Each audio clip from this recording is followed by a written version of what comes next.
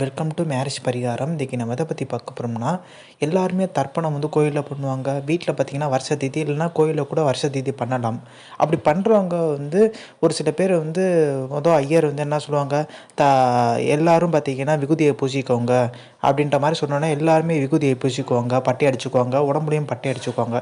எல்லா கோயிலும் நம்மளும் பார்த்துருப்போம். பட் பெருமாள் பார்த்திங்கன்னா குலதெய்வம் கொண்டவர்கள் பார்த்திங்கன்னா நாமம் போட்டு தான் திதி தர்ப்பணம் பண்ணணும் கண்டிப்பாக. இன்னொரு விஷயம் என்ன பார்த்திங்கன்னா, அவர் வந்து பொதுவாக காமனாக பார்த்திங்கன்னா எல்லா கோத்திரமுக்கும் எல்லாருக்கும் வரிசையாக சொல்லிட்டு இருக்க மாட்டார். ஸோ தர்ப்பணம் பண்ணும்போது எல்லாருக்கும் பொதுவாக பார்த்திங்கன்னா சிவகோத்திரம் சொல்லுவார். சிவன்லேயே நிறைய கோத்திரம் இருக்கும். ஸோ அது காமனாக சொல்லக்கூடிய கோத்திரம். ஆனால் நாமம் போட்டிருக்கவங்களுக்கு பெருமாள் வந்து குலதெய்வமாக இருக்கவங்களுக்கு நிறைய கோத்திரம் இருக்கும். அதை நீங்கள் நாமம் போட்டிங்கன்னா அவர் வந்து என்ன சொல்லுவார், நீங்கள் வந்து பார்த்திங்கன்னா பெருமாள் குலதெய்வமாக இருக்குது, உங்களுக்கு என்ன கோத்திரமோ அதை சொல்லுங்கன்னு சொல்லுவார், மென்ஷன் பண்ணி காமிப்பார். கோத்திரம் தெரியாதவங்களுக்கு வந்து சிவகோத்திரம் சொல்லிக்கோங்கன்னு சொல்லுவாங்க. ஆனால் குலதெய்வம் நம்மளுக்கு தெரியும் பெருமாள்னு சொல்லிட்டு. ஸோ கோத்திரம் தெரிஞ்சவங்க கோத்திரம் சொல்லிடணும். இப்போ உபக்மணியா கோத்திரம்னா அது பெருமாளுக்குரியது.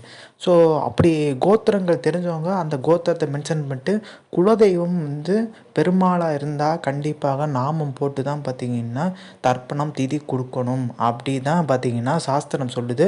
ஸோ இதை ஃபாலோ பண்ணுங்கள். நிறைய பேர் ஃபாலோ பண்ணுறதில்ல.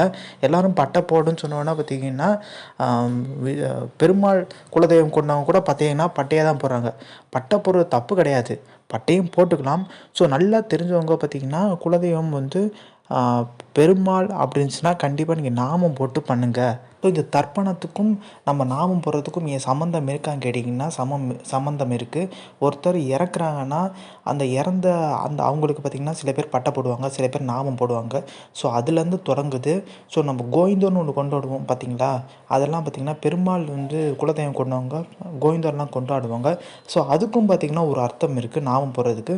ஸோ நாமம் போடுற வழக்கமுடைய பெருமாள் குலதெய்வம் கொண்டவங்க நீங்கள் வந்து இதை ஃபாலோ பண்ணுங்கள்.